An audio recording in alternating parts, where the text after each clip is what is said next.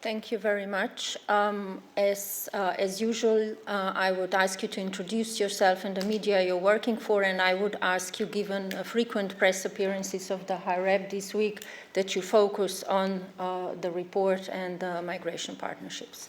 This is an advertisement. She means that in 2 hours we are on the other side of the street with a press conference on Iraq. Indeed. Jurek, you go first.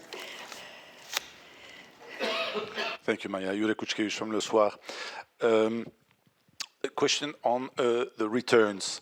Could you tell us what prospect you see, and particularly what time horizon for return agreements, for simply having with these 5 countries to start with having a realistic return implemented?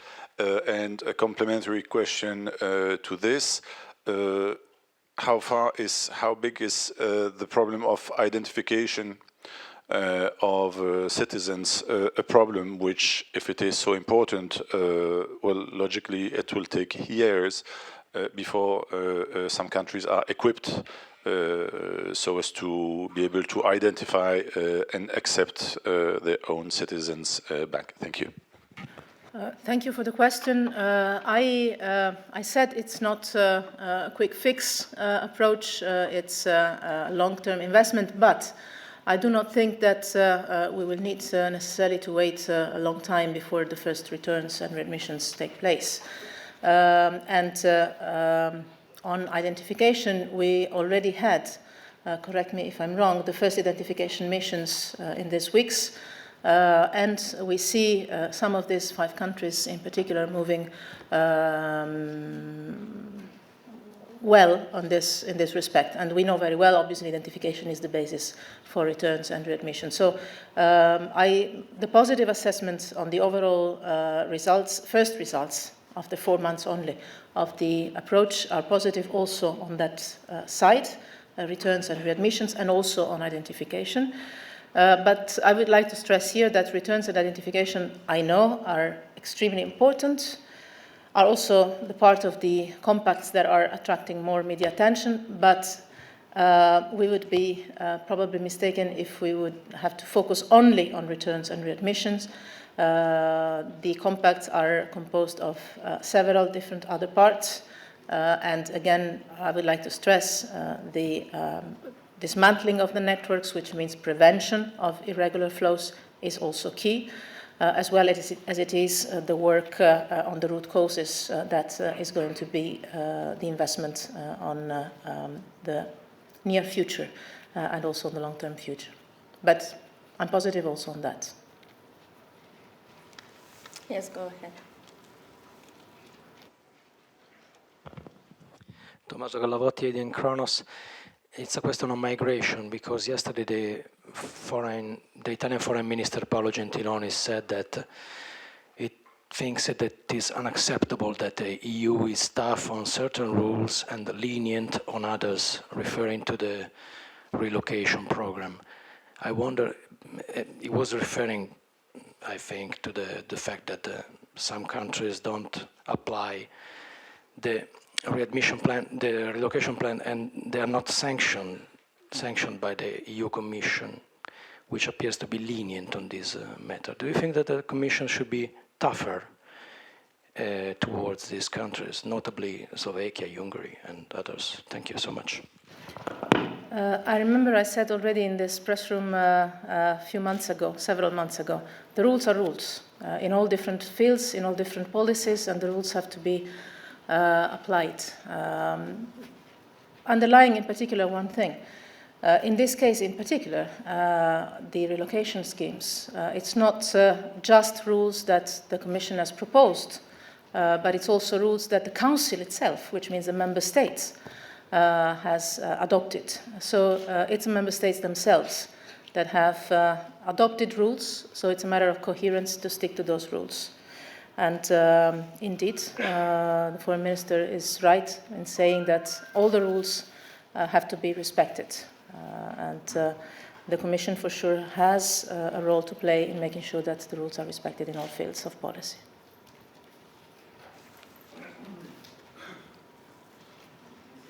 Visto anche l'italiano, quindi io sono qua, Giovanni Del Re a venire. Ah, sì. No, sulla domanda del collega, ecco, questo vuole essere un follow up, perché io penso che quello che tutti ci domandiamo è proprio come mai, al di là dell'affermare che le regole vanno rispettate, come lei giustamente ha fatto ora, ma anche molti altri commissari, però non si vedono conseguenze, cioè praticamente al di là delle parole, al di là del dire che le regole vanno rispettate, questi paesi possono continuare tranquillamente a farla franca senza alcuna conseguenza. Allora questo è, mentre su altri fronti la Commissione magari è un pochino più veloce a aprire procedure di infrazione. Vorremmo capire, io vorrei capire meglio qual è il ragionamento che c'è dietro. Grazie.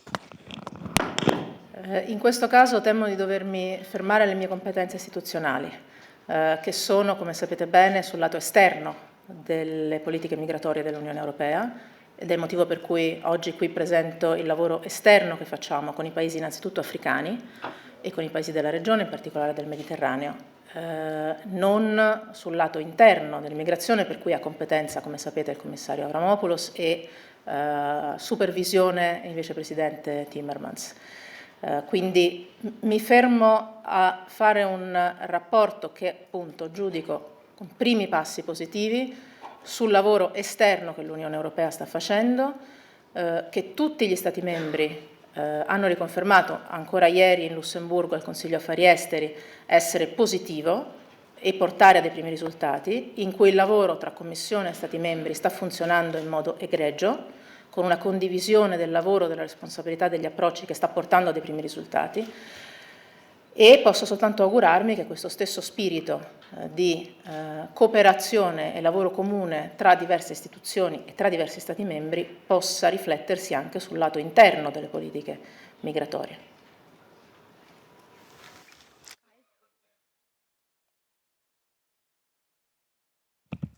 Kai Küstner, ARD German Radio.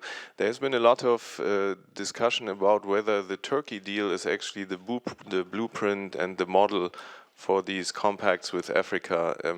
So from your point of view, I would just simply like to know, is it or is it not? And if you allow me a second question, there has also been a discussion about extending these compacts to other countries, Lebanon, Libya, others have been mentioned. How quickly are you making progress on this? The answer to the first question is very simple, no. It's not a blueprint. The situation is extremely different. On the compacts, we're talking about migration. The work we've done with Turkey is about supporting Turkey in its hosting refugees. So it's legally a different kind of work, and also obviously from the humanitarian point of view, even if, again, I would like to stress the red line of all our work is the full respect of international law and human rights standards everywhere. But no, it's not a blueprint. The situation is different. The compact, the concept, the philosophy, and the measures are completely different. The second question about other countries, you mentioned, for sure, once we reach the full speed on the first 5 priority countries, and we assess that the approach is the right one and it brings satisfactory results for us and for our partners, we could consider other countries. In the meantime, the work with other countries is going on with other instruments and with other means. You mentioned Lebanon. Just yesterday, the Council approved the compact for Lebanon and the compact for Jordan. You might remember we were working on them after the London conference we had in February. Before the end of the year, we have finalized this work with both Jordan and Lebanon, and we have the compacts ready now. So that could be more of a blueprint in terms of defining win-win approaches and projects that can support both the local communities and the migrants in the case of the migration compacts, refugees, again, when it comes to Jordan and Lebanon. There are other countries, namely countries of origin and transit in Asia, Afghanistan, Pakistan, Bangladesh, others, where we do not have compacts at the moment. This could be considered in the future. And still, the work continues bilaterally with these countries, between the European Union and each of them. We, as you know, signed a joint way forward with Afghanistan a couple of weeks ago. We are working with Pakistan and with Bangladesh at full speed. So this of the compacts is the innovative instrument we have put in place, responding fully at the philosophy of approaching this issue in terms of partnership. But it's not the only instrument we have. For instance, we have the trust funds that were established in La Valletta summit last year that we continue to use. We have the processes of Khartoum and Rabat that are continuing to work. So all the different strands of work are continuing with other countries, but there is a possibility for expanding the number of countries with whom we can develop compacts in the future. Lawrence. Hi, Lawrence Norman of the Wall Street Journal. Hi, Rep. Can you just explain a couple of things about this? First of all, when you talk about satisfactory results from the compacts, what is it that you're looking? What is it that our side is looking at? Are they looking at the number of people who migrate? Are they looking at are you looking at the number of people who are returned? What is the definition of success here? And secondly, can you talk a little bit? I mean, the Afghan deal was very clear cut. There were rules about how long they had to register people, how long they had to take people back. Are these compacts fluid and they can change over time, or are you also making very specific agreements with these 5 countries about what they should do and when? Well, first of all, some of the questions will be answered for sure at the technical briefing, where colleagues can go more in detail on the content of the compacts, each and every one, because each and every compact is different from the other, because the situation of every country is very different from the other. The situation of a country like Niger, that is mainly a country that hosts refugees and at the same time sees massive flows crossing the country, but it's not a country of origin itself, have to be tackled with measures and projects that are different from a country that is mainly a country of origin, for instance, and on the contrary doesn't host refugees itself. So every country has a specific tailor-made approach, depending on the situation the country is facing on the ground. This means also that the assessment of the success of the compact changes country by country. And I would like to challenge the notion of assessing from our side and assessing from their side. I know this is the mainstream, especially media approach, but not only, where we have 2 sides, one that is giving, one that is taking, and vice versa. But here we're trying to develop a different kind of concept, where we sit together, we describe, and we have a common assessment and understanding of what kind of problems, what kind of features the phenomena has in that specific country, and together see how we can better manage the phenomenon, which is beneficial for the country of origin or transit. In some cases are also countries of destination themselves, and on our side. So it's the better management, the assessment criteria, I would say. That changes very much from country to country. So in some cases, I made the example of Niger, for instance. In some cases, it's about dismantling the criminal networks that are smuggling and trafficking people across the desert, which entails several actions. So we might have measurable actions linked to this priority. That is also a priority for the government of Niger because it allows a better control of a difficult territory across which different kinds of smugglings finance also maybe some other kind of activities. And it's, as you know, at the border with Libya, so it has also security implications. So every single country has a different compact made up of different components, and this changes the criteria for the assessment. So that's why I say maybe the technical briefing can go more in detail, country by country, and flesh out the elements of the compact themselves.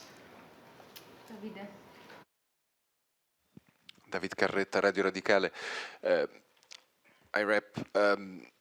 One of the innovating things of the framework was the possibility to use negative incentive to push third countries to accept some agreements or readmission or return agreements or other form of cooperation.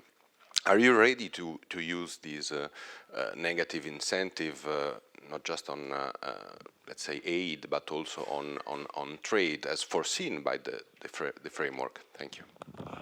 As I underlined, we are investing in this phase, that is the setup phase of the compacts, on the win-win approach. We see this as more in line, first of all, with our values, but also more in line with our interests, because, as I said, this has allowed us to establish a very constructive and cooperative atmosphere with our partners. When I said all our partners are very much willing to engage and very positive about this approach, this is also the basis for the compacts to bring results. As long as this will continue to be this way, a positive common work based on win-win, I think we will have no reason to go in different directions. But I would like to underline one thing. There is no conditionality of aid. That is crystal clear. That would not meet our legal standards and also our basic principles. So I want this to be 100% clear. Lucia. Lucia Avellán, El País. Going back to the specific countries that could be part of this approach, do you foresee any kind of negotiations with Egypt, as Germany has suggested? With Egypt, we have some dialogues ongoing. This is part of the Khartoum process. Egypt is playing an important role there, and this could provide a basis for some common work on migration. We have not considered at the moment developing a specific compact with Egypt. Neither Egypt has indicated willingness to go in this direction, but this doesn't mean that we do not work or we will not work on migration with Egypt. And as I said, we have some other channels that can be used in that respect. Then for the future we will see. As I said, we start with these 5 countries and then we will consider. One thing I would like to underline, because you mentioned that, I think, in the beginning, Libya is for sure not a country that, given the security conditions on the ground and the overall political trends, could be, in this moment, a country where we could develop a compact. I'm afraid we'll have to wrap up at this point because the High Representative needs to go to Iraq Cooperation Council, but there is a press point following that one, and we here will proceed to the technical briefing with our experts who will be able to also answer certain questions. I thank you very much for coming, and obviously stay tuned for the second part. Thank you.